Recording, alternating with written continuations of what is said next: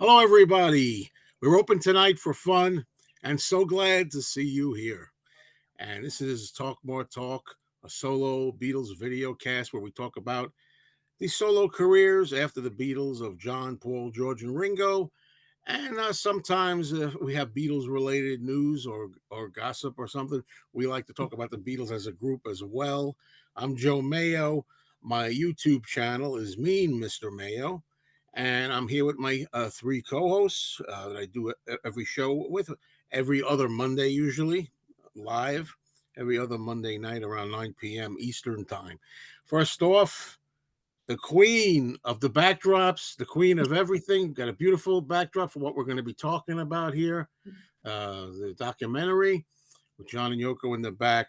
She's the author of Songs We Were Singing, guided tours through the Beatles' lesser known tracks, Fandom and the Beatles, and Michael Jackson FAQ. She has a part in a podcast, Toppermost of the Poppermost, Kit O'Toole. Thank you, Joe. And great to be back doing a live show. I feel like it's been a while. So, hello, you guys, and hello, everybody out there. Hey, Kit. Hello. And next we have this man who's done it all. I'm talking about his syndicated show on the radio, Every Little Thing, that has every little thing about the Beatles, literally, that I listen to every chance I get because I missed a bunch of them, but I'm catching up here and there. I'm talking about also the podcast Things We Said Today, which is Beatles oriented. And also on YouTube, he has a show called Ken Michaels Radio, which always gives away his name, talking about Ken Michaels. Ken, how you doing? Good, Joe. Good to see you, Tom and Kit. Looking forward to tonight's topic. Yes. And last but not least, we have one of the legs on the Two Legs podcast, Paul McCartney podcast. And I know they talk about John Lennon too, other things here and there, but absolutely. Yeah, I've seen many shows like that. And I think, wait, I thought this was a Paul McCartney podcast. Well, not really, or video cast. I'm talking about Tom Hunyadi, who also does the show with Andy Nichols. Hey, Tom. Hello, Joe, Ken, and Kit, and I am really excited about all these the recent opportunities we've had to talk about John, and tonight is no exception. So really looking forward. Yeah, we got a John show, and I guess we could call this sort of a belated birthday show. Yeah. Really, because John's birthday was several days ago, but we didn't have a show lined up exactly at that date or day after or before. So here we are. Make it up. Right. So I'm sure, and I'm playing it low. I'm sure Ken has. No, I know that Ken has news today. Quite a bit of news. So much has happened in the last few weeks. It's incredible. Yeah. All right. What do you got?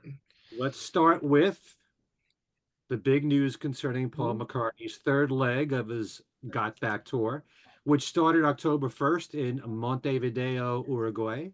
Paul has added one new song to the set list, as you all know, that being the newest and last Beatles song, Now and Then. The performance for which has popped up on YouTube. Paul's concert on October the 5th in Buenos Aires was actually televised. And in fact, you can find a lot of stuff on YouTube on that show. Before we continue with the news, what did you guys think? I haven't even had the chance to talk to you about Paul doing Now and Then in concert. Kit? Yeah, I saw that I've seen bits of that performance from October 5th. First of all, Paul sounded great in that really good voice. And in that performance. Secondly, Now and Then, it's really nice to hear it. It's produced very well on stage. Works very well because I wasn't sure how that would work because it was so orchestrated, and also I thought, I wonder how it'll work. Works just fine, and I like how they have the video playing in the background. And boy, there wasn't a dry eye in the house. Did you notice when they kept going to the audience and people were wiping tears, from their eyes? It was really a nice moment. And so I was, as I said, pleasantly surprised that it worked as well on stage as it did. and I think it's a nice addition to the set list. So I wasn't sure what to expect, but after watching it, I quite liked it. I think it works well in the set. I think it works really well for Mhm. Paul's voice for some And it reason. works well. Yeah, that was the other thing I was a little nervous about, but it does. It works. Yeah. Mhm. And I also really was very impressed with Rusty Anderson for Mhm. playing the lead guitar solo and imitating Paul's solo, who imitated George. So it sounded Yes, almost the same as the record, really. exactly. Kudos to him. Yeah. Mhm. Tom, what'd you Yeah, think? I thought it was amazing.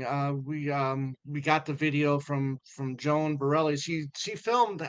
She was there that night, and she filmed a minute's worth of it and sent it to us right away. And we were just in awe and amazed. And I was kind of curious how he was going to present it and whether or not he was going to be like the new "I've Got a Feeling" bit, where it's going to be him and John singing it together.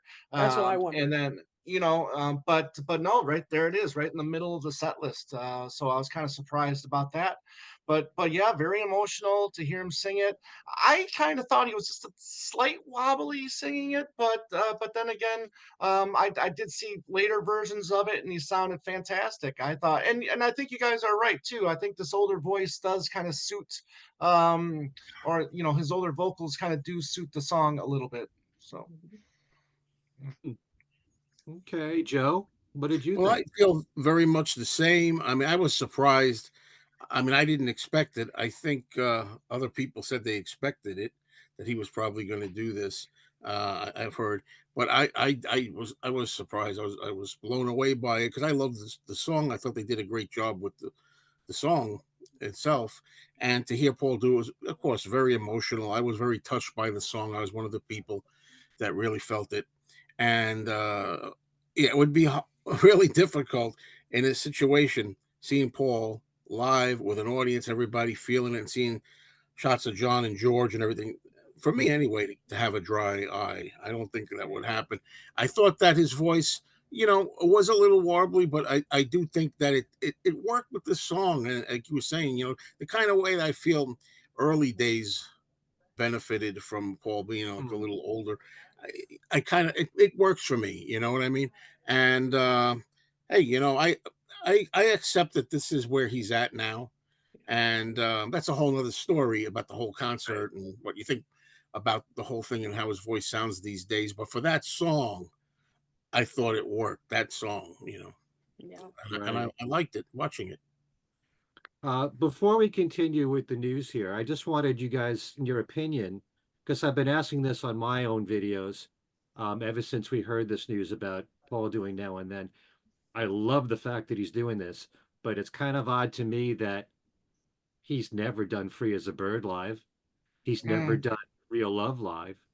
Why do you think Now and Then? I know it's more recent, but even Yeah, if you go back to when he started touring with his, I call it current band, he's had it for 25 years. But mm, if you're talking about 2002, 2003, he never did those songs live. And no, Lemon Pie, the album for which he did a few songs, was only a year after the Beatles anthology. right. So why do you I think suppose he's I doing think it now? means more to him. I mean, Yeah. we all know how much the now and then thing with John, supposedly being one of the last things, if not the last thing that he said. Think of me every now and then, my old friend. That's that Yeah, story, Uh-huh. and he's been trying to get now and then done, Right. for so long, even though supposedly George didn't care for it or the recording of it or whatnot. And I remember thinking, hey, look, I could eat crow. I thought, oh wow, this he's really pushing it. I know it means something to him, but he's going to take that demo, which I didn't think was very promising. I don't think I really am skeptical about what they can do with it. And then I was blown away by it, the Hmm. result, and I was like, well, he did it. Everybody did yeah, it, but Paul made something special out of it, in my opinion. So Yeah. I Right. think yeah. I think he's got a personal connection to this one that I think it means more to him than the other two, let's say, and it shows. It shows. I mean, how much involvement did he had with this? I mean, not that he didn't have a lot of involvement with the other two, but I think this was more on a personal level for him. And like Joe said, I mean, with the connection about the whole "think of me now and now and then," I think that really is the emotional tie to John that I think he wishes that he was still here, and I think that's this is the way to celebrate John live is to do the song. Yeah, I mean, Yeah. this is like this was his baby in a way. I Yeah. mean, he never gave up on this song. He worked all these years. I mean, he wanted to do it back during the anthology sessions, Hmm. and he obviously never forgot it. He's talked about it in interviews, for what 30 some years, and he worked in secret, and for years now to have this come together, no pun intended. And he absolutely feels a connection with this track. And again, as you guys said, not that he didn't like Freeze a Bird and Real Love too, but obviously, as you said, Joe, supposedly this was one of the last things John said to him. Think of me now and then, old friend. Uh-oh. Oh, we lost Ken. Well, I'll just mention this here. So, so that oh, he's back. So anyway, I just think that this obviously has great personal meaning to him. And so I'm not surprised that he would want to play this live. Yeah. And George too. The sentiment for George too, and I miss you and all that kind of Yeah. thing, and Right. past and present. Yeah. I And it was just did Absolutely. also number one. Mm-hmm. hmm Yeah, but it was successful. You're right. I did a video with a friend of mine who lives in Argentina, which just came out like yesterday, and he was at both shows in Buenos Aires, and I asked his opinion, and it was very similar to what the three of you are saying here. It's kind of like it was a pet project of Paul's all these years. There was more of a, involvement in something that he was pushing to get out. So I guess for that reason, he chose to do this and not the other two songs. All right. Yep. According to Jewish breaking news, Paul McCartney was photographed spending the highest of holy days for Jews, Yom Kippur, at a synagogue in Santiago, Chile. He was there with his wife Nancy, wearing a yarmulke during the prayer services. Let me just take this opportunity to say to Paul, who I know is not listening, give us a Hanukkah song, please. You know, we got loads of Christmas songs. Yep. You can have a monopoly on the whole business. I know there's Adam Sandler. We need more than Yeah, that. I was There going Okay. to you say go. he Build could this co-write it connection. with you. What's that? Yeah. All right. News breaking today. Hot off the presses. The paper here is burning.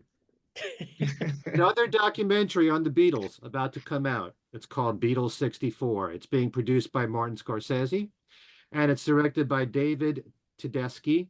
And it'll be streamed exclusively on Disney Plus beginning November 29th. The film captures the electrifying moment of the Beatles' first visit to America, featuring never before footage of the band and the legions of young fans who helped fuel their ascendance. And the film gives a rare glimpse into when the Beatles became the most influential and beloved band of all time. It includes footage of the Beatles on Ed Sullivan, their first concert in the US at the Washington Coliseum, some rare footage shot by Albert and David Maysles. It's demixed by Wingnut Films, meaning Peter Jackson and his team are involved with this, and remixed by Giles Martin. There will be newly filmed interviews with Paul and Ringo, as well as fans whose lives were transformed by the Beatles.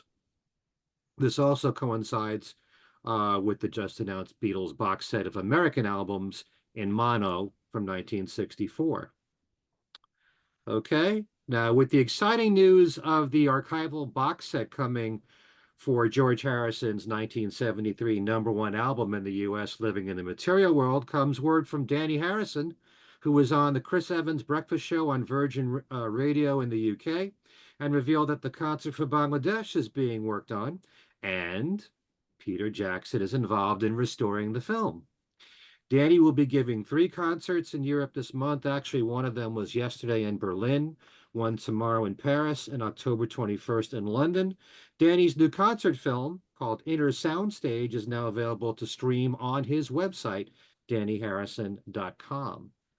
Now, in addition to the upcoming Beatles box set due November 22nd of their 1964 US albums in mono, there'll be a 60th anniversary release of the British album For a Hard Day's Night in the UK on limited edition 180-gram vinyl, and this is on white vinyl. That comes out October 19th, and it's in celebration of National Album Day. Okay, do any of you know, is this available to buy on, is it Amazon UK?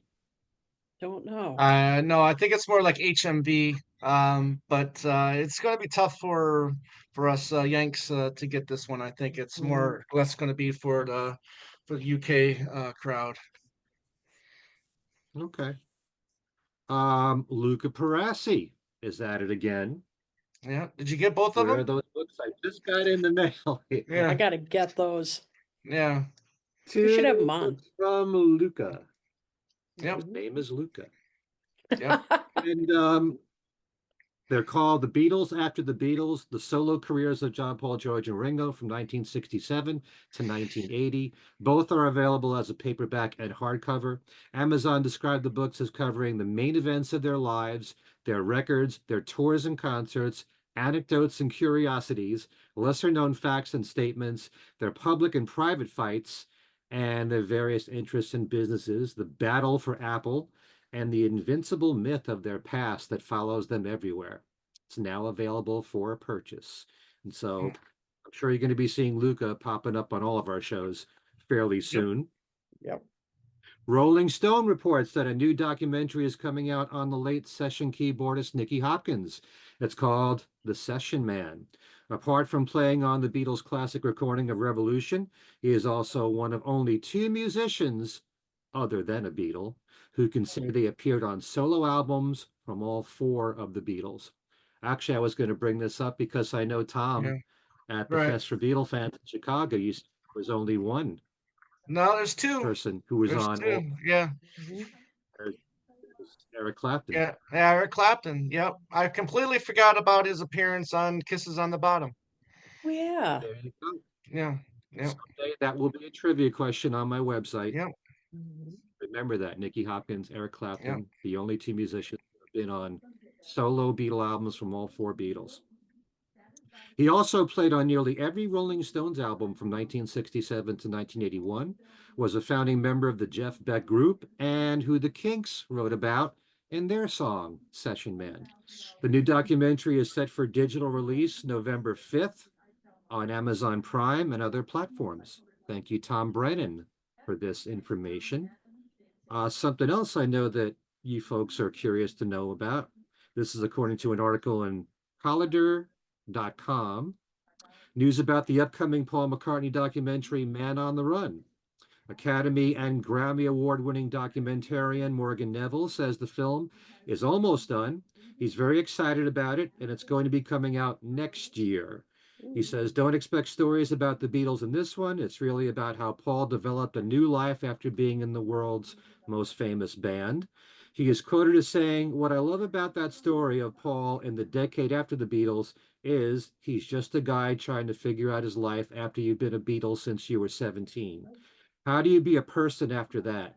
Who are you? The whole story. I find it very humanizing. He also feels that this period in his life, when he started Wings, is the most unreported in his life. Morgan says he's interviewed every member of Wings who's still alive, including Denny Lane, before he passed away. And Morgan found that some of them had never done an interview before for something. And he says, so it did feel like fresh ground to talk about, which is great about one of the most famous people on the planet, that there's an incredibly important chapter that people don't really know. Thank you, Scott O'Rourke, for that information here. James McCartney has announced that he will have a new collection of songs released this week on October the 18th. No details at the moment if it's all the songs he's released for streaming this year and whether there'll be a physical release. I need to make a correction. I'm not sure if I said it on this show. I think I said it on Things We Said Today. One of my listeners wrote in when I posted the latest video from him and said it's another song written with Sean Lennon. And then I Oh, looked on YouTube, and a number of people wrote in that Sean co-wrote it. He didn't co-write the song. Okay, there's only been one song so far that they wrote together called Primrose Hill. right. Okay, that latest song from James is called I'm Yours, but there's going to be some kind of release coming out the end of this week. A few more news items. A band known as McDonald's Farm Band, which includes friends and colleagues of Denny Lane, including former Wings drummer Steve Holley, have just recorded their cover of Denny's song with Wings, Time to Hide, which they will release on Denny's birthday, which is October 29th. Oh, nice. Yeah. Mhm. And Lucinda Williams has recorded an entire album of covers of Beatles songs, which were recorded at Abbey Road Studios. There'll be 12 songs on the album, and already the first single has been released, and that's her version of While My Guitar Gently Weeps. The new album is called Lucinda Williams Sings the Beatles from Abbey Road, and that comes out December the 6th. Also, Scott O'Rourke gave me that information. Mhm. Few more things. Record Store Day has only a few releases for Beatle fans. Just recently, a small turntable that played 3-inch singles was released to celebrate the 60th anniversary of the Beatles on The Ed Sullivan Show. And 4 of the 5 songs they played on their debut on Ed Sullivan were issued on 3-inch singles. Now the 5th song, All My Lovin', is coming out. And it'll be accompanied by a carrying case to hold the 5 3-inch singles. Also, to promote the upcoming Capitol box set of 1964 albums in mono, Capitol will be issuing a 60th anniversary edition of the first Capitol single, I Want to Hold Your Hand, back with I Saw Her Standing There. The only reissue from Dark Horse Records is Leon Russell's Christmas album from 1995, Hmm. Hymns of Christmas. All right, Rolling Stone magazine, you're going to love this. They just Yeah. put out another one of their lists. This Oh, one, the Here we go. yeah. top 50 most disappointing albums of all time. And the number 1 album on the list was Sometime in New York City. John and Not in Yoko, my book. memory. Number 25 was Dark Horse from George Harrison. And at number 48 was Wings Wildlife. Mhm. Notice the wording on this, most disappointing, not necessarily worst albums. Well, Yeah. Any hope everybody feels comments better. about that? I can just see people writing in right now. Who cares about Rolling Stone anymore? Yep. Oh, it's a rag. Absolutely. And Mhm. I'm In my almost done. Some magazine updates. The latest issue of Mojo magazine is a special one on Lennon and McCartney. The front cover reads on the top of the page, The Two of Us, 1957 to 2024. The bottom reads, Together and Solo, the finest writers, the full stories. And a reminder that Record Collector magazine, that last December put out that amazing issue devoted totally to Paul McCartney's solo career, will have a new one this December on John and Yoko. Mm. A few more reminders. The Mind Games meditation mixes came out digitally and on vinyl. This was on John's birthday, October 9th. There's the relighting of the Imagined Peace Tower in Reykjavik, Iceland, which takes place from John's birthday, October 9th to December 8th. A press release for new collaborations for John's Mind Games album with Sean Lennon includes the company Teenage Engineering and their release of the John Lennon Mind Games Edition OB4. It's a high fidelity Bluetooth loudspeaker and radio that comes with a custom design inspired by the artwork of John's Mind Games album. In this edition of the OB4, the disc mode comes preloaded with extended and remixed mixes of the Mind Games album, along with exclusive new metronome and mantras. The unique integration of Lennon's work and new sonic elements allows users to experience his music in an immersive and innovative way. Coming up with all these new ideas, and you got to give Sean a lot of credit. He's Mhm. thinking about what he can work into the mind games, especially, working that title out. Mind Yeah. and all these unique products coming out. Remember Elliot Mintz's new book, We All Shine On, John, Yoko, and Me, comes out October 22nd. Oh, Sorry. And one last thing. We did have two very special guests on our show just recently, David Spinoza and Kenny Asher. David announced on the show that he'll be doing a concert. It's his big band Beatles show, and it will be held at the Cutting Room in New York City on November the 17th. Earlier, the time was at 1 in the afternoon. It was now changed to 4 in the afternoon. okay. And also Kenny Asher. The two of them both played on the Mind Games album, which is why we had him on the show. Kenny Asher is in the band with David. So I know I'm going to be doing my darndest to see that show. That Again, should that's be there. November 17th at 4 p.m. in New York City at the Cutting Room. Beatles music done big band style. Wow. Okay? Wish And I you could be there. That sounds great. all the musicians, I'm sure that David assembled, it's got to be top of the line musicians. So I'm Yeah. sure it's going to be a blast. Mhm. Okay. And that really is it for the news. That was a Whoa, lot accumulated. Next yeah. time, maybe it'll be a lot shorter. I doubt it with the Beatles. Yeah, always stuff Well, going on. Yeah, especially the last quarter of the year. Yep. Yep. yeah.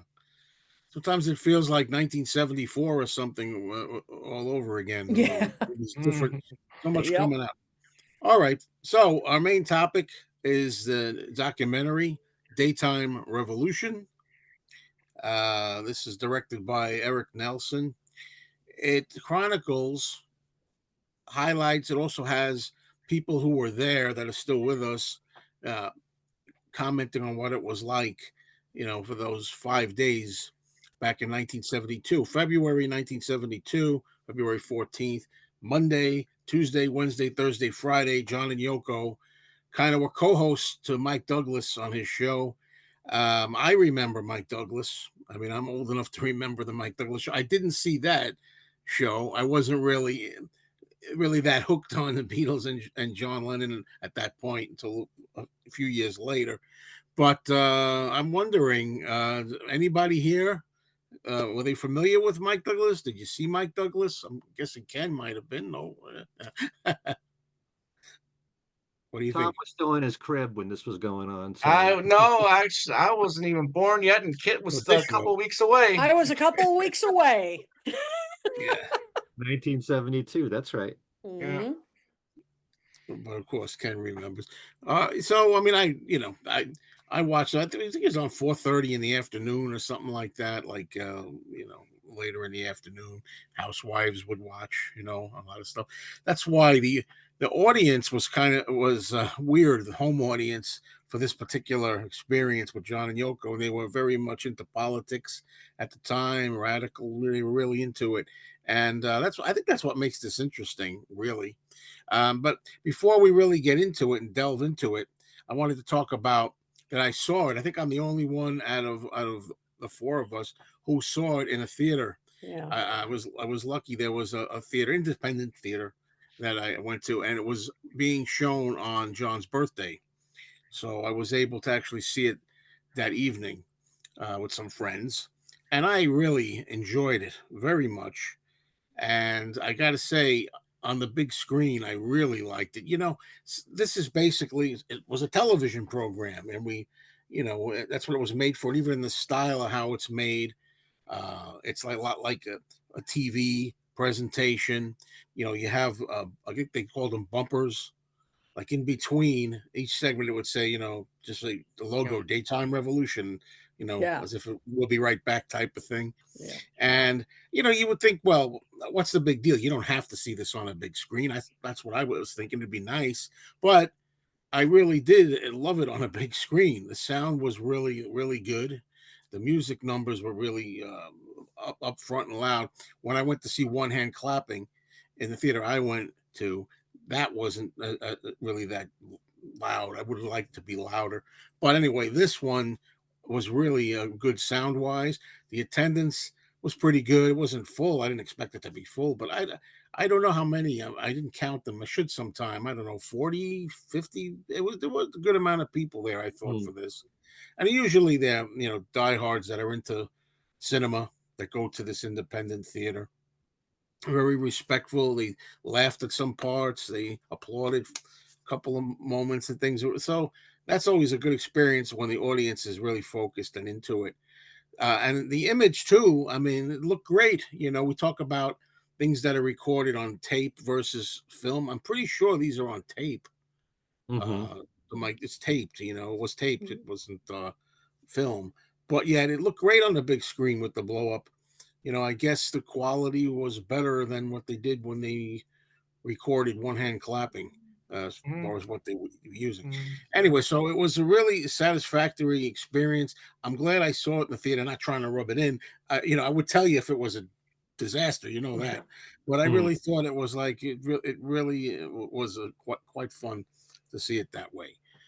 All right, so I was going to prepare a list of questions, but I think I'm just going to wing it like I so often do. I don't think I'm going to really get into questions. But first of all, I think I'll start by going around and asking you all if anybody here had seen the actual full shows, because these are not the full programs. Each hour, or I wonder if it was an hour or longer. The show originally, I don't know. I think they were an hour. I I'm think gonna go so. maybe even longer, maybe an hour and a half. But whatever. I have seen all the shows because it was released on VHS tape at one point, and I got to see all of them. How about you, Kit? Let's start with you. Yeah, I've never seen the full episodes. I've only seen clips. And so, in fact, it was interesting watching this because I saw some clips that I'd never seen before, but there were some clips missing from this that I had seen. Like I was kind of surprised they didn't have that part where Mike Douglas and John and Yoko were calling people at random to say "I love you." They didn't have that in there. I don't know if maybe they didn't want to include it because it was today it's kind of cringeworthy to watch.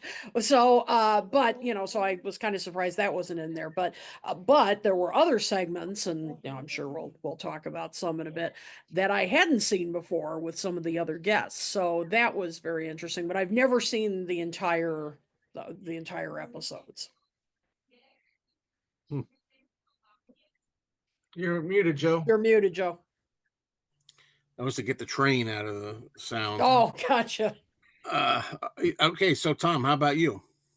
Yeah, same with Kit. I hadn't seen it, but I did have the DVD of the Mike John and Yoko on the Mike Douglas show. Now I don't remember it because it's been so long ago, and unfortunately I had gotten rid of it. But so but I had seen clips of it on YouTube and in other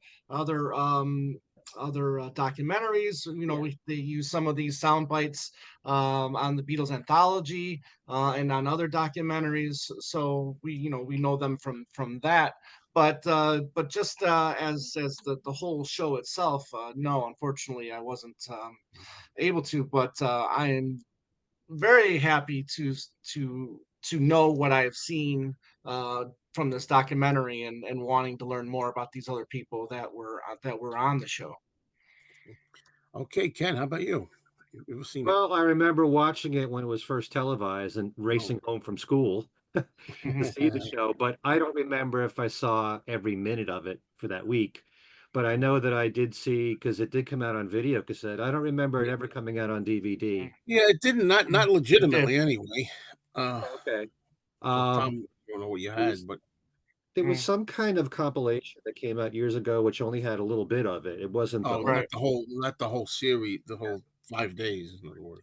But I do think that most of it has been on YouTube, so you could actually Hmm. catch a lot of it. Yeah. But yeah, I have, I've definitely seen the whole thing at this point.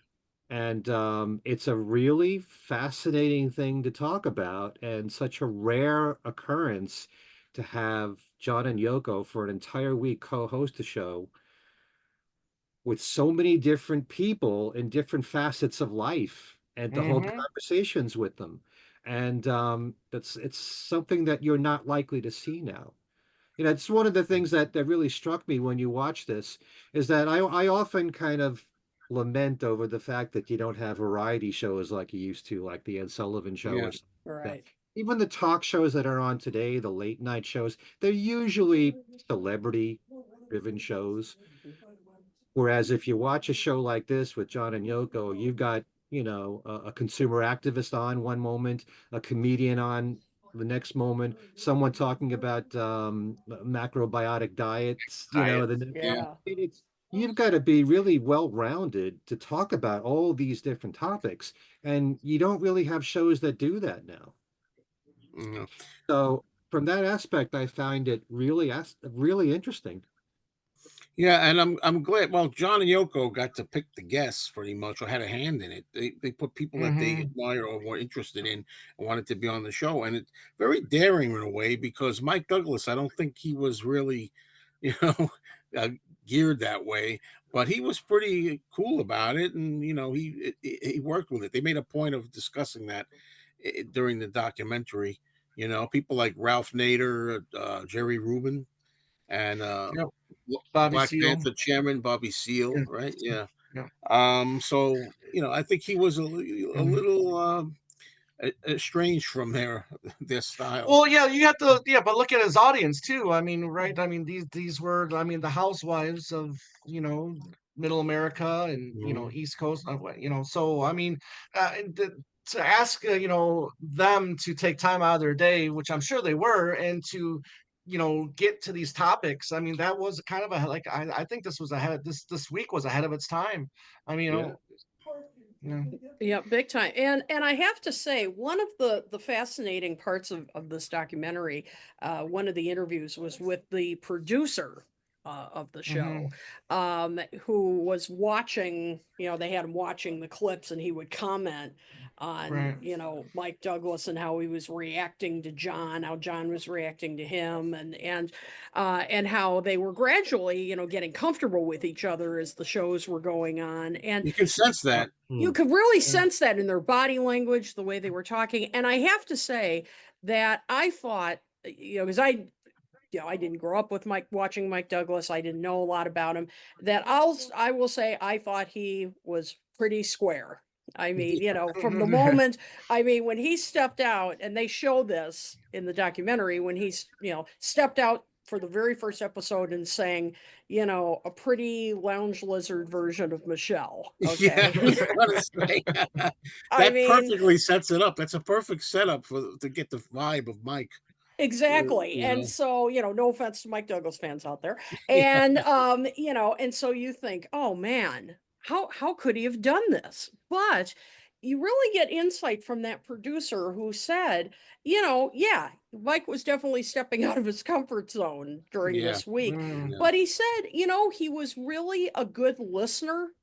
Hmm. He was really trying to keep an open mind for much of the episodes. I mean, like I thought it was interesting. He said, particularly the Bobby Seale mm, episode. He said, in Yeah. some ways, Bobby Seale was more nervous than Mike Douglas was, yeah. Well, I think right, if I and remember, that was a lot more. If I remember on the full length version of that, it was a lot more mhm. tense than they showed in there at Yeah, first. I mean they weren't showing the full episodes. That's But true, but but it worked. but he was trying. He Yeah. was, Oh, and yeah. He like was. the macrobiotic diet episode. Where I mean, he was really, like, you could tell he's like, okay, this isn't my thing, yeah, Yeah. but I'm going to listen. And I yeah, just thought that was fascinating. And and I'm sure he and John were polar opposites Hmm. in many yeah, ways. But as the producer was saying, you could really see them starting to kind of yeah, vibe with each other by the Right. end of that week. So I thought that was one of the more fascinating interviews of the entire Yeah. documentary. Yeah. Well, I want to touch upon the Michelle bit a little bit because Hmm. I remember at the Fest for Beatles fans anyway, Gary Von Skyak, who Yep. you probably know what I'm going to talk about. You've interviewed Do him I before. can hear the clip right now. yeah, And I wish he could have been interviewed. I don't know if he was asked or what, because was the bass player, Right. with John's band, and he told the story, right, about how. Ken, do you know the story about what John was backstage? Yeah. Maybe you could tell it better than I could. You want to Well, tell the story? he's listening to Mike open the show with Michelle, which, as all of us know, is mainly a McCartney song. Yeah. And obviously, and Mike saying this is the guy that wrote it. John Lennon.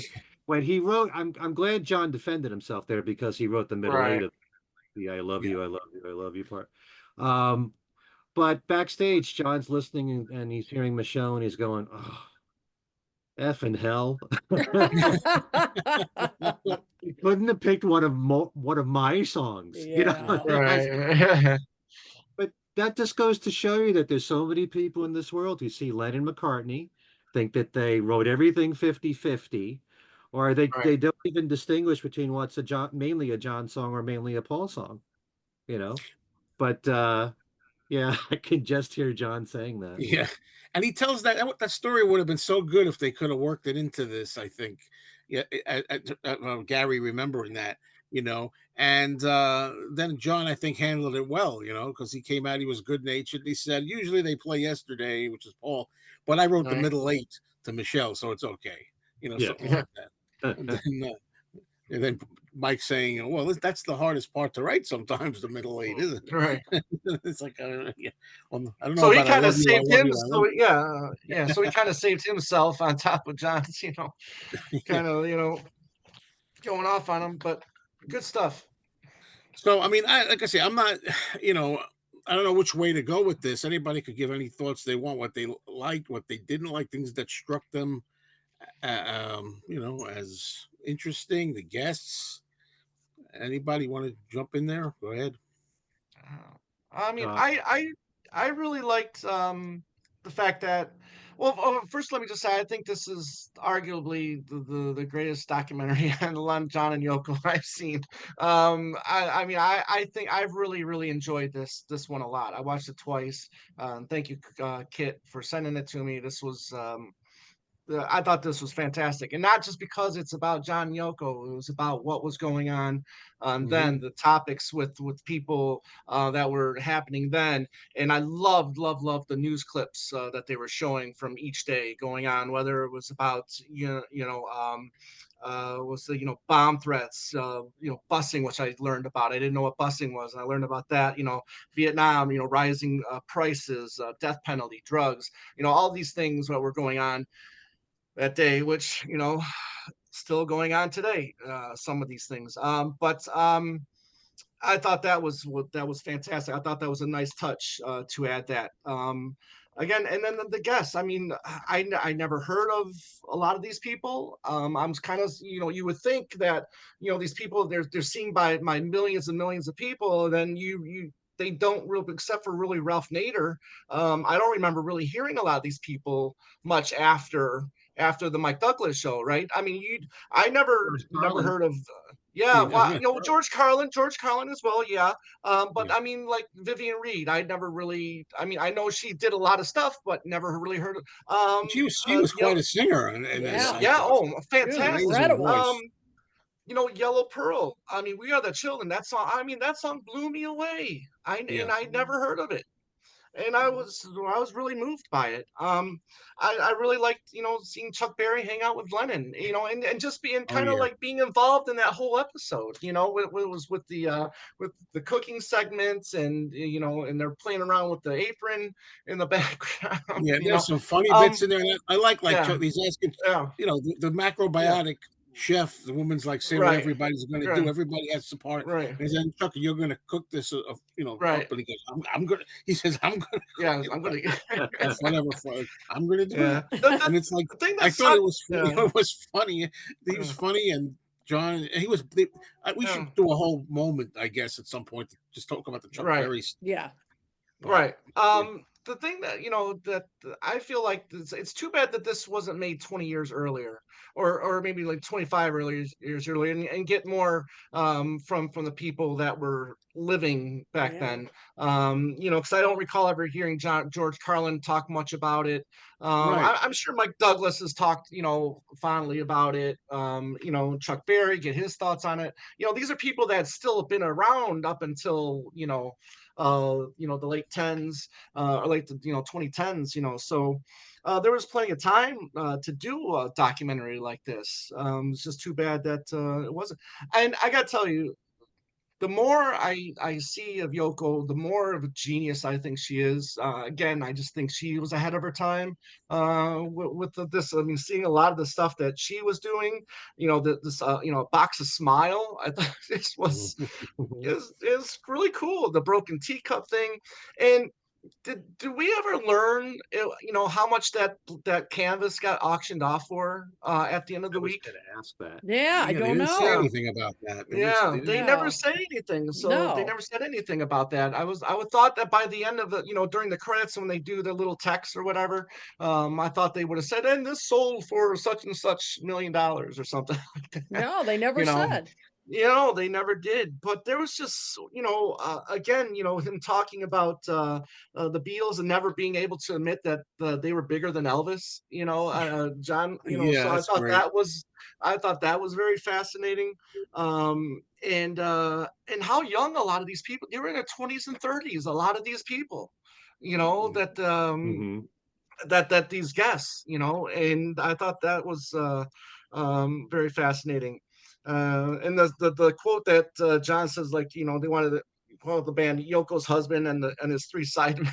I thought Yeah. that was pretty funny too. But I a like lot of great also moments in this. Yeah, a lot of while great I think moments of in this, this. because like I just thought of this as we're talking. Yoko, I think she comes across in a good light here. Because she gets bashed all the time, and I think Right. she comes off well. And I think John also comes off well. These days there's Yeah. everything's anti-John. A lot of things I read, on social media. Mhm. They're demonizing him and this and that and the other thing. And he's polite, he's kind, he's funny, he's interesting. All the things that we love about John. I think even. Hillary Redleaf, who was the macrobiotic chef, even Right. said that I think he pulled a chair. There was a gentleman or something one point said pulled Mm. out a chair, and I think so did Chuck Berry actually. Hmm. I thought they came off well, and Yoko, I'm glad she gets an opportunity in here to do Sisters Oh Sisters Yeah. and Right. Midsummer New York. Uh, I was hoping they would play. They put a little bit of Mrs. Lennon from the Imagine Yeah. film that Yeah. they did. I thought that would have been, if they had more of that in there. I thought that would have brought home the point that she wasn't just all yelling and screaming all the time. Yeah. I like, and one other thing when I think of it, like I like that even John, who always supported Yoko, he had a few little like laugh moments where he Yeah. was saying things like kind of saying, I can't remember exactly what he said now. Like, oh yeah, well, I don't understand some of this either. Yeah. I don't get it, stuff like I live with her. you I don't you get know it. how it is. Yeah. Yeah. Yes. So, yes, even he's a little bit, like I remember once, this is something unrelated to that show, but in 1980, in the Playboy interview on the audio, at one point she said they were talking about something, and Yoko says, "Of course, it's a total insult to me." And he said, "Well, you're always insulted, my dear. It's natural." He says, like he just jokes around, like he has a sense of humor about it. Yep. So, Kit, I mean, what's some general thoughts and feelings that you had about the whole experience?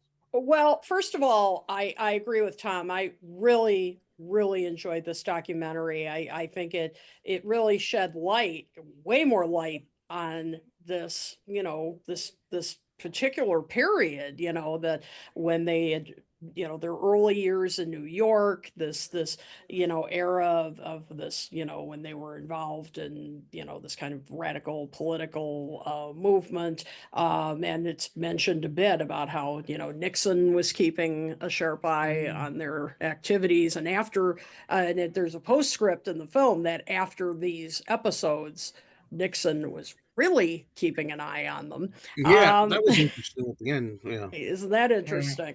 And and as Tom said, I really liked how they intercut the current news events of the time, because it really put these shows into context of Right. how they were clearly following all of what was going on at the time.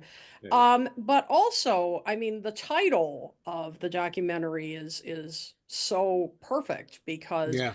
Big time. these were revolutionary broadcasts. I mean, and as Ken, you said, I don't know if this would be done now. I really don't, because I mean, imagine this. I mean, well, you guys, you Joe and Ken, you saw them, but I mean, I can't imagine. I mean, this is 1972, the Mike Douglas show. And I hate using this term, but this was, the audience was mainly housewives. I cringe saying that, but I mean, that's what the term was, then. Yeah.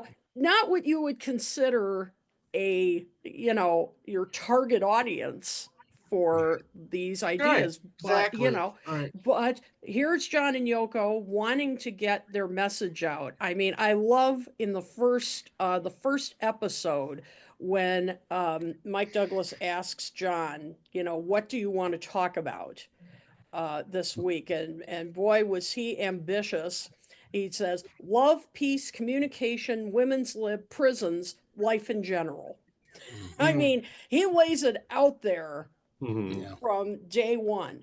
And, definitely not your typical fare for daytime TV. Not your typical fare now for daytime TV. I mean, no way. It's just usually daytime TV, it's light, So this was ambitious, and the fact that they did these shows, as I talked about earlier, Mike Douglas keeping an open mind, but so did John and Yoko. I mean, I thought John was a really, in addition to Mike Douglas, was a really good interviewer. Yeah.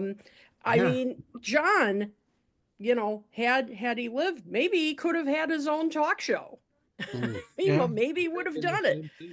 I mean, I thought at one point, I think it was, I'm just looking up the name here, Gary Schwartz, who was the biofeedback researcher, he actually said that he was so impressed talking to John. He said it was like talking to a peer, because that John was clearly had kind of done his homework about the the whole issue of the biofeedback and so forth. And he said it was really like he didn't feel like, oh, I'm just talking to some random musician that just doesn't know anything about this, that he really had done his homework about it. Right. So that was the other thing. And so I just was just blown away watching more of these, and some of these clips, as Tom said, that I'd never seen before either, at these ideas being brought, and honest conversations. Right.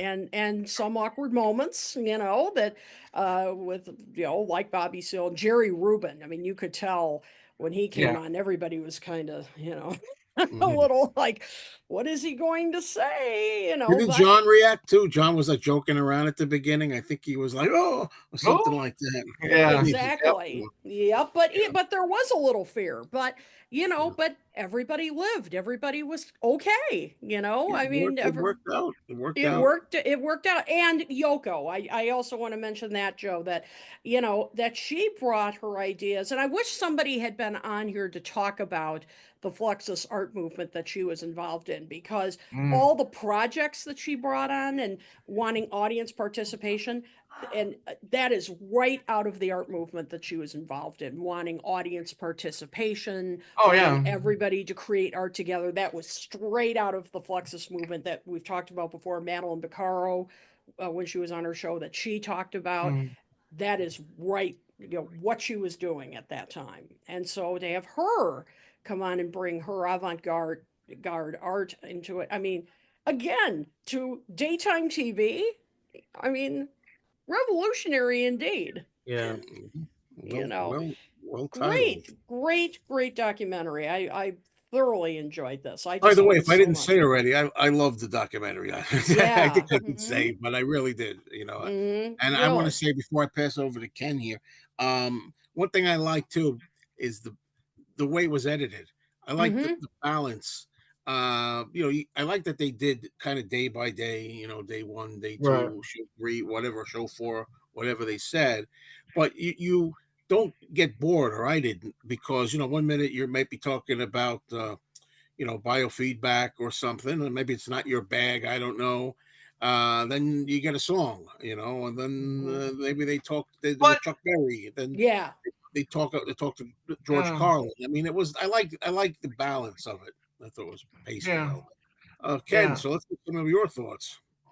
Well, there's so many things I'd love to bring up here, Yeah. but I'd like to bring up a couple of ironic moments in this show. First of all, there's a moment there when Ralph Nader is on, and John says to him, have you ever thought of running for president? Right. Yeah. Yeah. And maybe that put a bug in his ear, who knows? Maybe. Maybe. Yeah. And then there's the story of Roger Ailes, Hmm. Yes. who was a Interesting. cameraman at the time for this show. And, he learned the ropes. This was the an early part of his career. And he eventually went on to work on Fox News, or to start Fox News.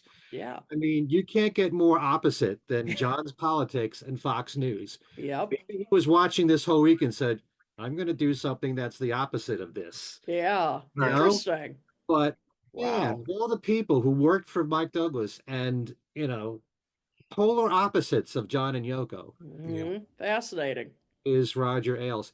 And Tom, you were talking about, what a shame it was that they couldn't have worked on this earlier because many of the people have passed away. Just for the heck of it, I went online and looked up Bobby Seale, and he's still Mm-hmm. alive, Oh, and he Uh-huh. wow. hasn't contributed here. Yeah, he's Mhm. almost 88 right now. Okay. Wow. I don't know what condition he's in, but Yeah. you know, But just real quick, I mean, it was cool how they at least had one person that's still with us that was on every episode, so you can kind of get a feel yeah. of each episode. So, but go ahead. But just like I find it interesting to follow Apple Records and Dark Horse Records and Ringo Records, because these are all artists that the Beatles have approved of. They listen to, and they found something in their music, and for that reason, I kind of want to follow them.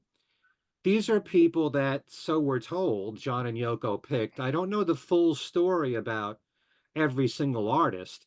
It makes me very curious in the case Right. of someone like George Carlin, who, at Mm-hmm. that time, I followed George Carlin. I had his comedy albums. I love George Carlin. Mhm. I was thinking, are John and Yoko into him? Are they Yeah. following his comedy?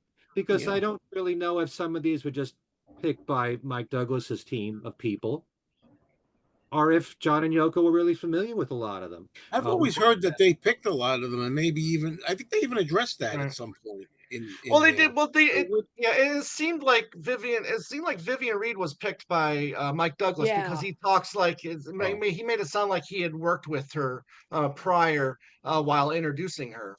So I don't think every person was picked by John and Yoko. yeah. Yeah.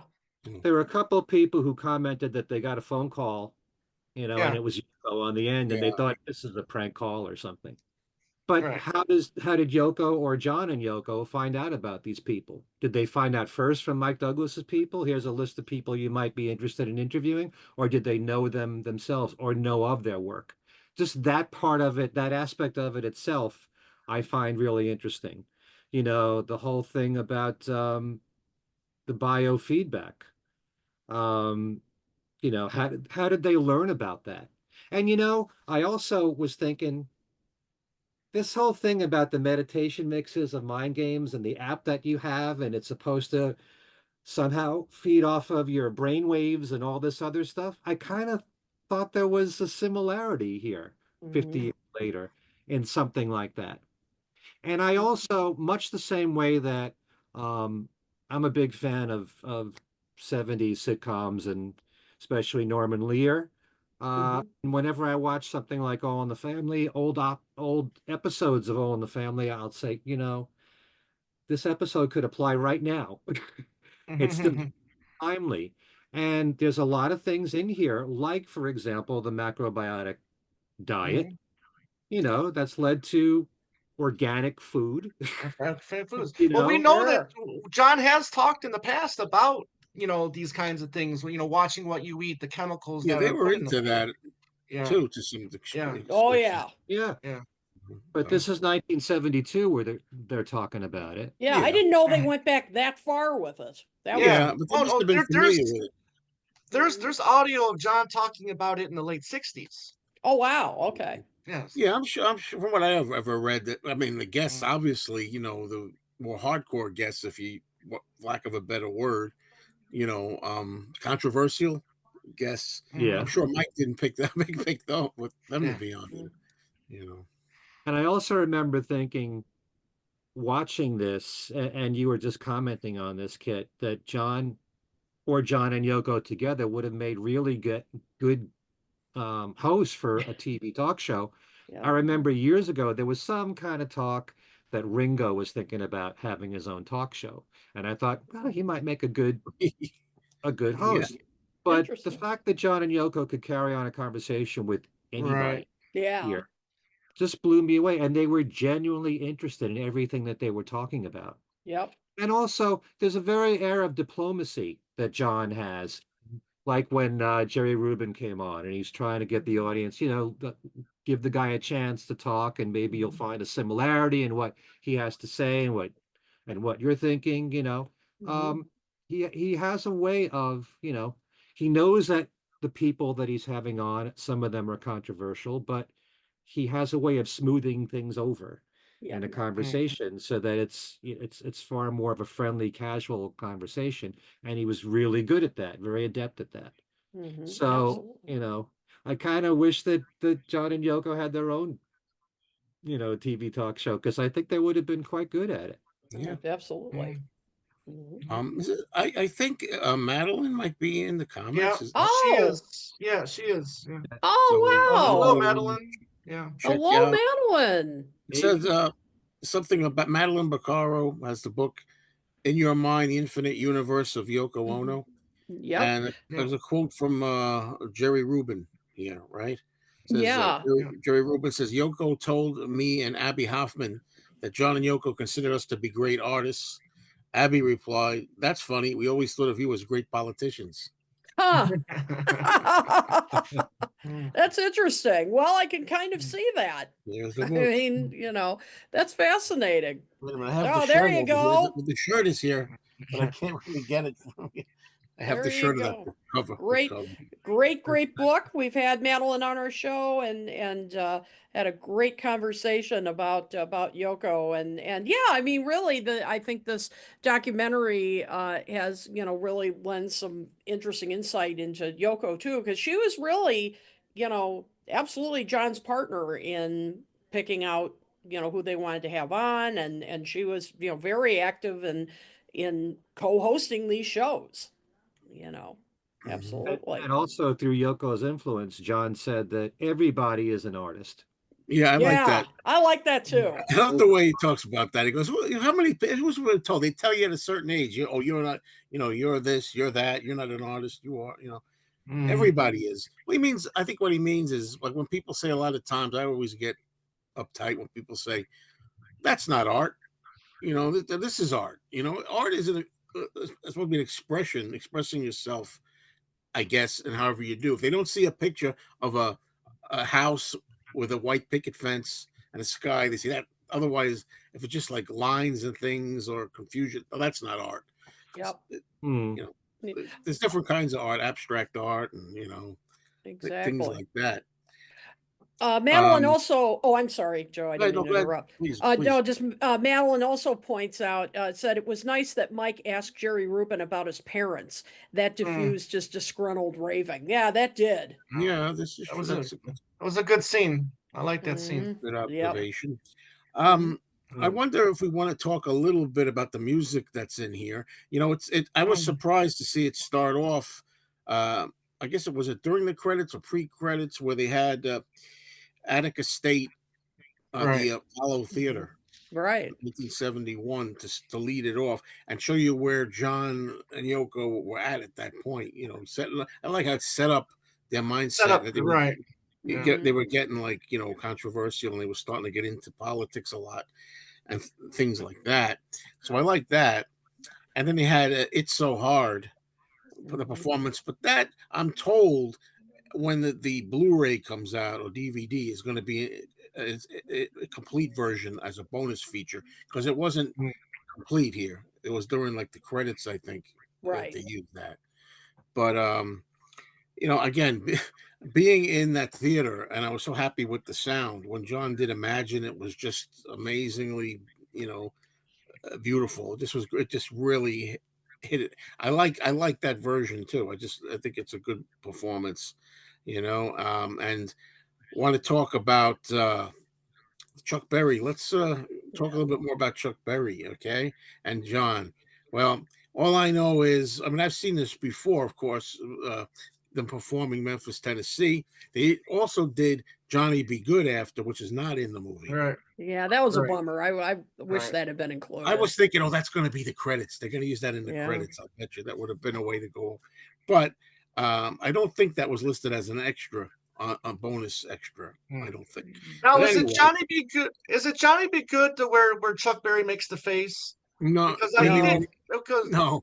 no, it's Memphis. because I saw It's it. Memphis, it is in Tennessee. Memphis because I Yeah. I seem to remember a more exaggerated kind of more like face. Okay, that's a good point because everybody has made such a big deal out of that Right. moment. And, oh, he made this horrible face. Yeah. And when you Right. watch the moment, it's really not that big It's a not deal. that bad. No. He's No. I mean, he's startled.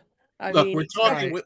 with respect because people like to make fun of this moment where the mics are open and Yoko is doing a little. What word would you use? Like no, making noise, a little yeah, noises she's kind during of, the middle of the moment that Chuck Berry and John are meeting each other, singing for the first yeah, time. yep, And Chuck Berry's eyes kind of for a moment, kind of like open a little bit, like what? I don't think he was ready for that.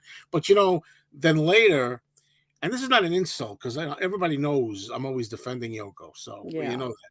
But Mm. Johnny Be Good, the mic was, I believe, this was done a little later. I don't think it was immediate. I think they went back after they After talked a they while, talk. went back, and then the mic was off, Yoko's mic.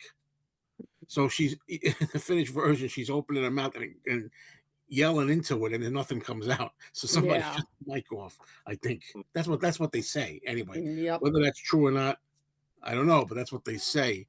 But to see it there in the theater with a big image like that and really good sound, well, it was quite a special experience for me.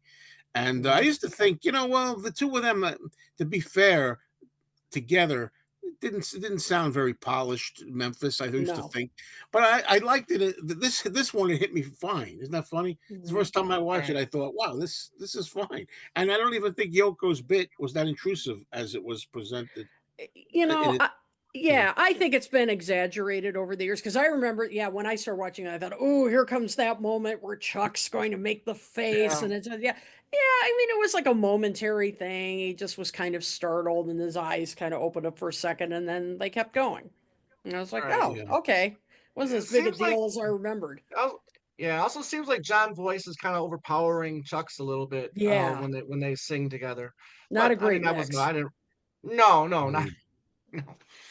But No. Not the again, I greatest mean, they had performance, just but they had just they had just met each other that day for yeah, the first time, so it's understandable that a song that they would perform together probably wouldn't be, well rehearsed or good, even good. But it was they seem to good. get on pretty good, Yeah, and they were yeah, shaking the hands and everything. And John is obviously, it's his hero. giddy. This is Mm. Yeah, his hero. Oh, the Uh, look on his face. I mean, the whole yeah, time. I mean, and when even they're sitting and talking, I mean, he's like, right. you can tell he's like a kid, just like, oh my God, I can't believe I'm talking to Chuck Berry. I mean, it's great. I, yeah, loved yeah. it.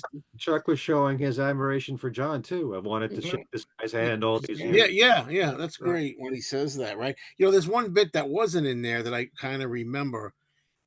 If you look, you can see a little of it in the finished version here, but John's trying to say, I think he's playing like he doesn't. I do that sometimes. Like he knows the name of the song, but he doesn't want to like look like a know-it-all kind. He goes, "What's that song too? I'm gonna." He goes, I gotta leave this town. I gotta, and then he goes, oh, forget it. And this is what he does in the raw version. He goes, Okay. oh, never mind. There's something like that. He goes, and then he goes, I got to find my baby. He says, yeah, that's it, or something like that. And then Mhm. you see John do a little bit on the guitar. He's doing the guitar motions. Got to Mhm. find my baby, which he did with the Beatles on the BBC. You Mhm. know, Mhm. Chuck Berry. So he does mention that. They didn't use it all. You could see him when you're looking for it. You could see him do a little thing like he's like playing it, but Mhm. they don't have the whole exchange where he's like, what was that song called again? I don't know if he really forgot because John, he Yeah. forgets things too, but he gets names wrong, lyrics wrong. But I think I got the impression that when I first saw it, that he was just kind of like, oh, never mind, no, it's okay, or Mhm. something like that. But I think he might have remembered it Yep. anyway. Also, Just yeah, oh no, I was just gonna say another comment from Madeline yeah. about the moment when Yoko sang during Memphis, Tennessee. She said John's idea of having Yoko join in every aspect of his life did not bode well for this particular performance. Ultimately, Yoko would never live it down. Yeah, Yeah, Mm. no, never. People sadly. loved. What are you going to do? I can't stand when people bring it up, but I kind of laugh. I just laugh. I chuckle Hmm. amusingly. Yep. What are you gonna do? You Yep. know. Yeah. Um, I was just gonna say that I'm sure that Elephant's Memory and John rehearsed Memphis and Johnny Be Good by themselves. But Chuck Berry is notorious for not Yeah. rehearsing with the bands that he plays with throughout the country. Mhm. They're all, hired bands and he just goes on stage and everybody has to wing it with them. Yep. So if you think that it was a little bit sloppy, maybe that could be It a reason why. It was could also be. fun to watch Chuck do his dancing around with, holding the Yeah. guitar up. the duck walk. Yeah, the duck walk. Yeah, Yeah, you could tell the band got a real kick out of that. that You was could great. see That was them. They were great. like, "Oh, he's doing the duck walk." Not only is it so much fun to see John admiring Chuck and just, being in this incredible moment with him, but I love watching Gary Van Syck behind him. He's going, Yeah. oh, he's playing the bass, and he's just so into it. Yep. Imagine that. I mean, you're playing with John and Chuck Berry. I mean, Yeah. how amazing is that? Was I the mean, was the lawsuit with Come Together a thing at that moment? Well, Had that started? I don't think it started then. I'd have to Nope. but Gary Van Syck told me that at this time backstage, Chuck Berry said to John, "So when am I going to get paid?" Mm, Ooh. So he was, yeah, aware of John Mhm. using "You Can't Catch Me" yeah. in right. Come Together. Hmm. Interesting. Hmm. I like when That's John also discusses how well Chuck's lyrics they meant something. Yeah. They had some point to them.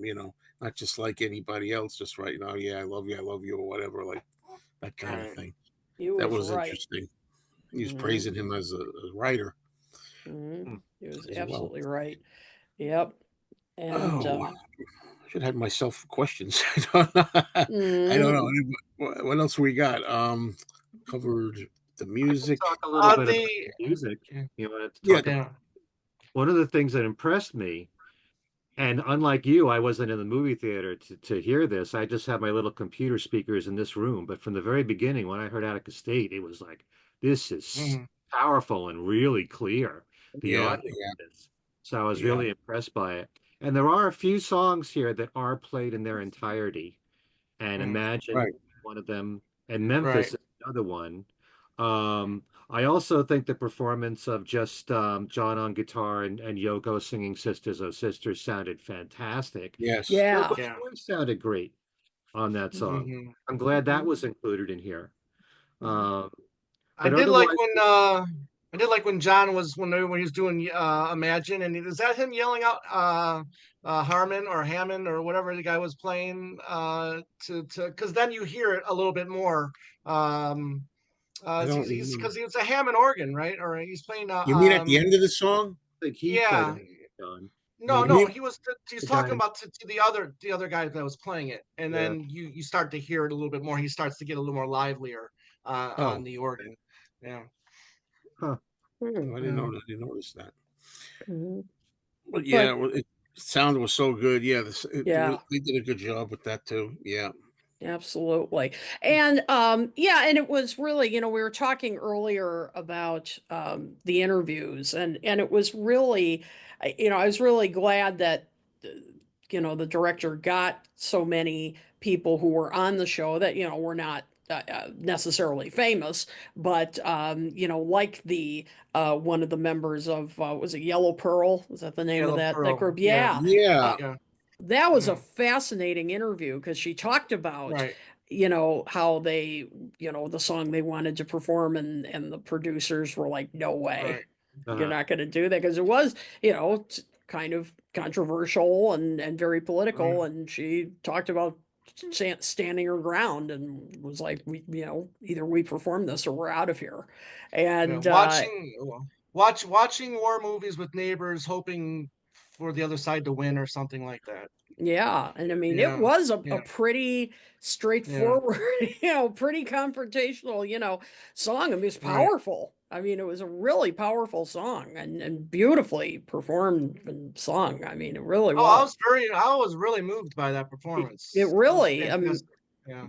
absolutely. And and just hearing their perspectives and and of course those that met John and Yoko and just, really admired their courage to Hmm. bring, bring these people out to this audience. And in fact, Madeline mentions here that she said the most hilarious thing was how uncomfortable it made my mom. This was her favorite Mm. TV show, and we only had one TV. Now my world was invading her world. Exactly. Hmm. Mm. Yep. Unfortunately, I hear something about the audio is messed up Yeah. tonight. Yeah. So a couple of people are mentioning the audio. Yeah, No, I'm not sure. Yeah, I we'll don't have know to do why it that all is. over again. No, Yep. No, no. no, no. No, what I'll do is I can upload the recorded version if the audio is not great. Yeah, that's weird. I wonder why. Hmm. So, oh, sorry about that, guys. I hope that's not for everybody. That's really strange. Yeah, two So, people. You know, yeah. I was just thinking because you were just saying, Kit, about how, unusual it was for John and Yoko to be on a show like Mike Douglas. In this day and age, with so much marketing going on, I would have thought, let's just say it's still 1972, it would make more sense for John and Yoko to be on the Dick Cavett show, which they already were. But Hmm. that's Yeah. more the type of audience that would appreciate John and Yoko than, you know, housewives at home watching soap operas during the day and then watching this. So it was very daring a move. Hmm. You Yeah, know, they say that you shouldn't just preach to the choir, and they certainly weren't Right. doing that. Yeah. yeah, yeah, and they wanted to get their message out there too. Yeah. Which they did. You Hmm. know. Yeah, exactly. But yeah, I mean this I just really think is a must watch for Oh, Hmm. any fans. I mean, and Right. I'm glad that they made this about this period. I just think it's, and as you said, Tom, I think it, wish it had been done sooner, so that Right. they could have talked to And even more people. right, it was fascinating too, because I think Yoko recognized that this was a show for like housewives too, because during the Ralph Nader section, she was talking about how, the housewives or what she called the silent majority, how they can organize and get their voices heard as well. So I found that pretty interesting as well, Mm. Hmm. Yeah. Since you mentioned the folk duo that did their song there, I was wondering, how did John and Yoko know about them? Yeah. Right. And it's kind of interesting because the woman, part of the duo there, um, I have she their was, names. I could try to pronounce them. Well, Nobuko Joanne, yeah, she Miyamoto. went, Miyamoto. yeah, but she went by Joanne. yeah, Hmm. they were called Mm. Chris and Joanne on the show. Yeah, Hmm. yeah. Chris Um, Miyajima. Hmm. yeah, they were talking, she was talking about the Asians' plight in America and racism problem. And Yeah. of course, who better to know about that than Yoko, too? Hmm. But Right. racism is such a big problem right now in the US with what's Mm. going on right now in the political climate. So again, it's just just shows that something that happened 52 years ago could apply today. Yeah. Mm. Yeah, exactly. Yeah, that's the thing. I mean, it's just amazing how much of this, there are issues that still apply today. All these years, well, 52 years later. Yeah. But as I said, I don't know if there would be a show like this now. Yeah. I mean, I'm not sure. And which makes this even more of a revolution than, Right. Yeah, today. I was laughing about the whole marijuana bit when you saw the news clip and they were talking about how marijuana, the restrictions or the laws were too strict on the marijuana, and they were going in and testing people, on that and stuff. And like, I'm sure a lot of these people would laugh about, now, and it's just how, it's just everywhere. Yeah, really. Don't remind me. Yeah. Phew. Yep. Yeah. I know. Well, Really, yep. You know what Times have this changed and they kind of haven't. you know what a show like this would be now? Mm. It would be a podcast. Yeah, Yeah, yeah, probably. true. Yeah, True. probably. that's interesting. People, Yeah, it probably would be. where people could have the freedom to talk about whatever they want to. Hmm. Mm. You are But your own boss. yep. And it was interesting too, where Jerry Rubin felt like how he felt like he could go to jail for what he was saying. He felt like he could get 5 years for some of the things that he was saying, against, politicians and stuff like that. Right. You know. But yeah, this was aired on network TV. I mean, Mm.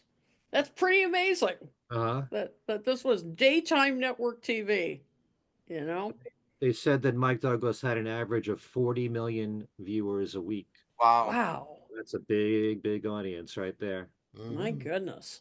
That And then is. you Well, then you any other? you add the Beatles fans, then you add Beatle fans to that. Yeah, Beatles I would fans like to have love seen it. the ratings for that week. I would like to have known that. I'm surprised that wasn't part of the show as well. The information the show did this well, during Yeah. its telecast. Good point. Yeah.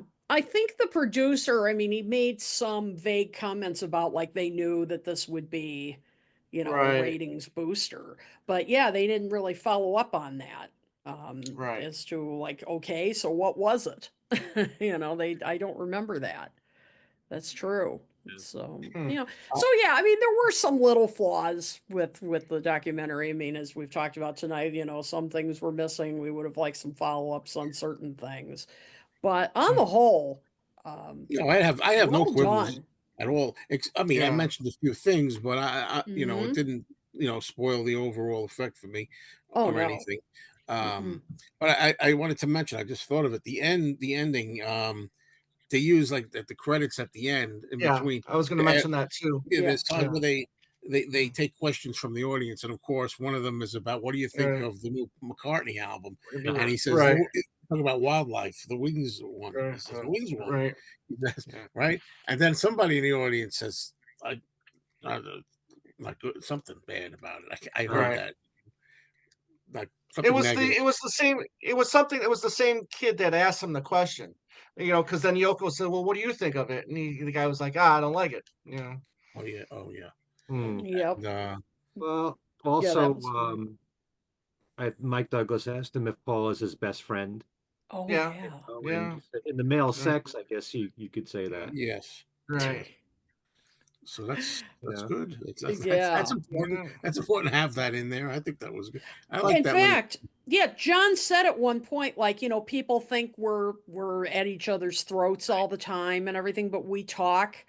Did he say like we talk once a week or something like that? I thought he Yeah. said something along those yeah, lines. yeah, Yeah. So yeah, so I mean that was interesting. I mean, he certainly was not bad mouthing Paul. yeah, Also, he just reminded me, sometimes when any of the Beatles are interviewed at different stages of their careers, they don't want to talk about the Beatles or keep it to Mm. a minimum. So I'm thinking if Mike Douglas brings up the Beatles, I'm wondering what John's reaction is going to be. And he was fine with it. In fact, yeah. I think the most animated he was Right. when he was talking about his Aunt Mimi and the fact that, she threw away a lot of his poetry, you know, and when it came to talking about the rough childhood that he had, that his father wasn't with him, and that he lost his mother from an off Mm-hmm. duty policeman hitting her, running her over, all that. But he was just full of life talking about it. He seemed like he really wanted to talk about it. Yeah. How his Aunt Mimi wanted him to have more of a proper job or something like that. And the classic line, the guitar is fine, but you'll never make a living out of it. Right. You know, um, but it seemed like he really wanted to talk about that. Mm. Yeah, that's Yeah. true. Very good. Talking about his life and his bandmates. He mentioned, didn't he mention the other? He mentioned the others, I think, too, about who's getting together with who or something. Right. Somebody, Mhm. just saw him and George and Right. Ringo, all this stuff. Yep. So, I guess I don't know unless you guys have anything else to talk about. I'm ready to say, okay, Mm. well, Mhm. we're finished for tonight with this. Yeah. Uh, Mm. All well, right. I would just say that, as I said, this is a must watch. Really Yeah. Yeah. enjoyed it. Tells a lot about, this period, not only in John and Yoko's lives, but this period in general in history. Hmm. Right. This kind of volatile period in politics in the early 70s. And so a must watch when this comes out. When did you say it's coming out, Tom, on I Blu-ray? just I Um, looked out. It's 26. 26. 20, 26. You November can, yeah. 26th. You can pre-order it on Amazon right now if you want to. Yep, do it. When this is over, when this show is Yeah. over, go to Because we still got to say Amazon. what we're up to. Yeah. Yeah, you want to see what we're up to first. Then go on Amazon and run, do not walk to order this. All Yeah. right. So, okay, that was a fun show and a Mm-hmm. great documentary to talk about. So, Mm-hmm. Kid, why don't you do your stuff? Tell us, where you can find us and how to reach us and that kind of thing, and then All talk right. about what you're up to lately. Okay, sounds good. Well, as always, you can find us right here on YouTube, and we're getting close to 2,000 subscribers. So keep those numbers up, please. Subscribe, help us get to 2,000, and of course, hit that like button.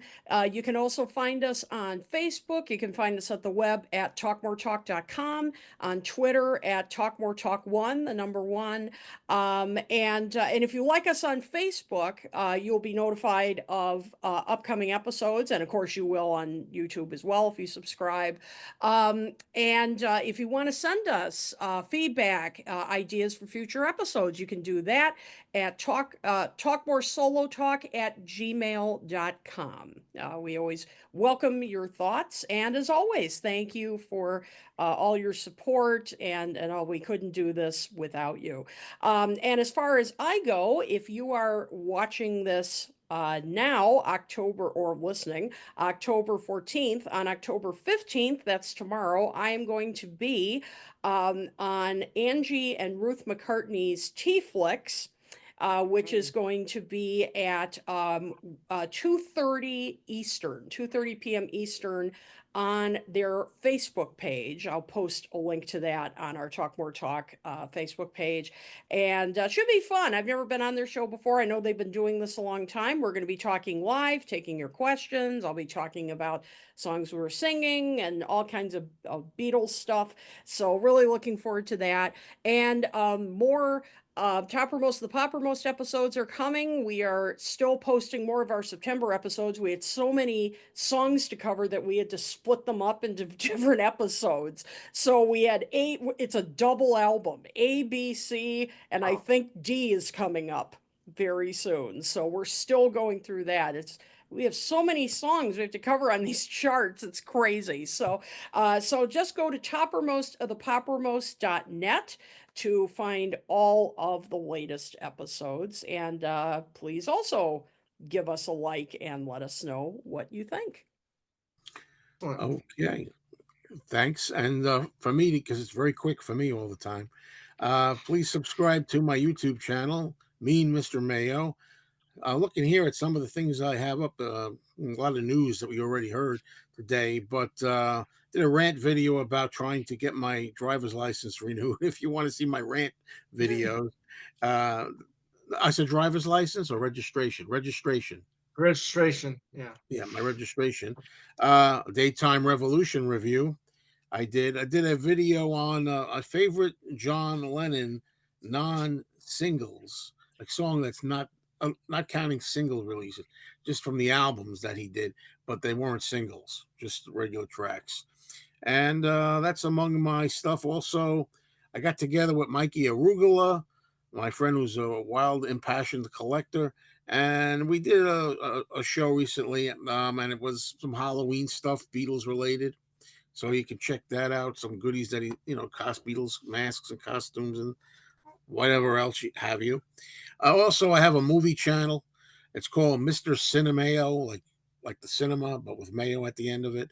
And Tom Hunyadi here sometimes joins me once a week. We're trying to make it like a Thursdays. We're trying to get a day that's good where we do live discussions over at Mr. Cinemao, and you can join the discussion if you have anything to talk about, movies, television, that kind of thing. And I think that's it for me right now. So let's go over to Tom. All right, thank you, Joe, and thank you for having me on your Cinema Mayo show. It's a lot of fun just talking movies with you and Tim. Hello, Tim. Hope you're good. And I a forgot lot we Tim. get. Remember last time he said I'm on the show too. Oh, geez, I'm so Tim Allen, not Yeah, the actor, not the actor. but I'm no, saying but because it's Tom's a lot here, of fun. Tim. I Right. remember Tom because he's here. Right. It's a lot of fun. But for two legs, we're doing a lot of individual live stuff now. So you see Andy on Sundays, and I'm trying to find time to do a live stream somewhere in the middle of the week. And I'm going to definitely do a live stream on Thursday during the day at some point. A few weeks back, we released episode 260. We talked about why driving rain has a bad rap. We give about 5 or 6 reasons why we feel we kind of left our personal reasons aside when we just went by what we've Hmm. seen over the last 20 plus years of why people choose not to really care for this album. And that was a lot of fun talking. We had Dino V, who's been on Ken's YouTube channel before, so that was a lot of fun having him on. We just released part 3 of our look at Paul and George, their relationship through media, whether it's in interviews or whatnot, and we covered the years 1982 to 1988. And wow, is George really saying some interesting things about Paul in the media? He's never one to hold back, and there's definitely some interesting sound bites from George during that period.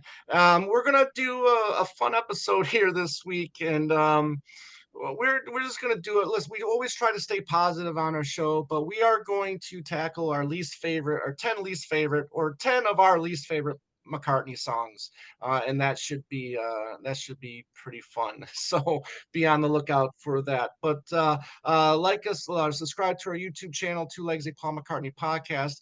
We're all over the audio platforms, so you can find us wherever. We also started this, buy me a coffee thing, which I can, talk more at a later time. But thank you to everybody that has helped us out and bought us a few coffees, and your donations and have been really appreciated. So thank you very much for that. And yeah, subscribe to all of our stuff. Okay. Next up is Kenneth Michaels. Kenneth, I saw. Well, you got Kenneth there. I got to change that. Yep. Okay, on my other Beatles talk show podcast things we said today, we're recording a show tomorrow on an album that came out 50 years ago last month, and that's Walls and Bridges. So, with all the talk that we've been doing for Mind Games, we flip it over to Walls and Bridges on our next show. We'll probably do another one when the box set comes out. Yeah. Probably will be next year, I would think. So look out for that. If you want to catch my radio program, Every Little Thing, the easiest way to do so is to go to the website of WFDU.FM, where they broadcast my show on the weekends. But if you go to their website and you look at their archival shows, just type in Every Little Thing, and it's got the last 2 weeks of shows there, which they run each show for 2 weeks on their website. Any time of day, you can listen to Every Little Thing, WFDU.FM. On my own YouTube channel, Ken Michaels Radio, I just did a show with our good friend Beatly Tone. It's part of my Deeper You Go series, where I ask my guests to name 10 deep tracks that are non-singles, kind of like what Joe did on John. I did with Beatly Tone.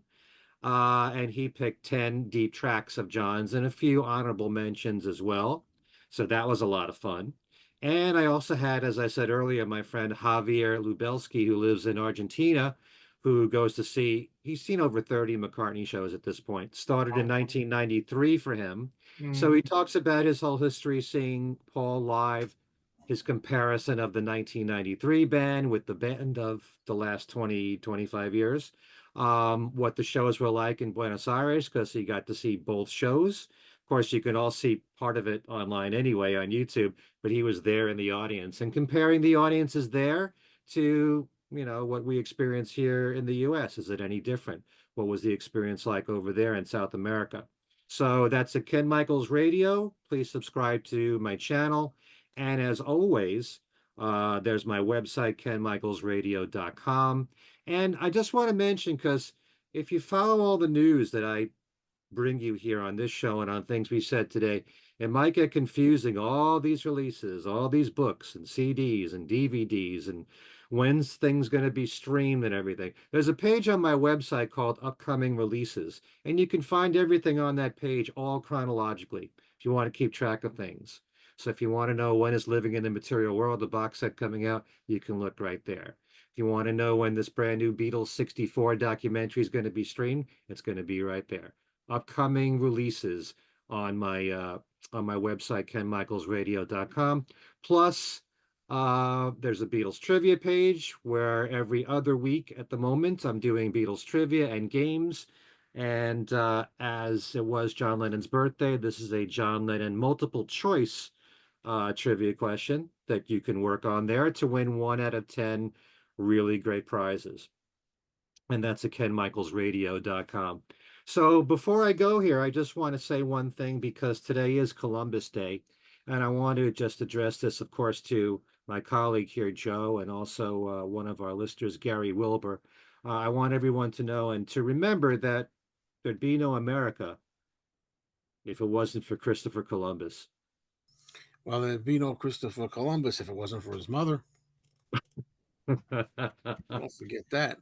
As It's a Alice was, bonus line. I had to I use it. knew, I knew it. I knew I as was you were thinking, saying it. oh, what's this Like, gonna this has be? got to be honeymooners. Got to be honeymooners. Oh, Gary Wilbur, there you go. There you go. That's for Mhm. you. Well, that was a good note to take us out on. So, everybody, thank you so much for watching.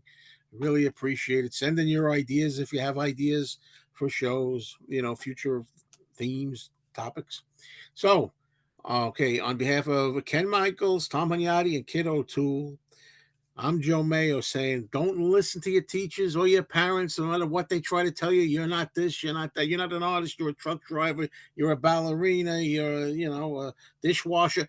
Everybody's an artist, everybody. So get out there and start working your art. Thanks, folks.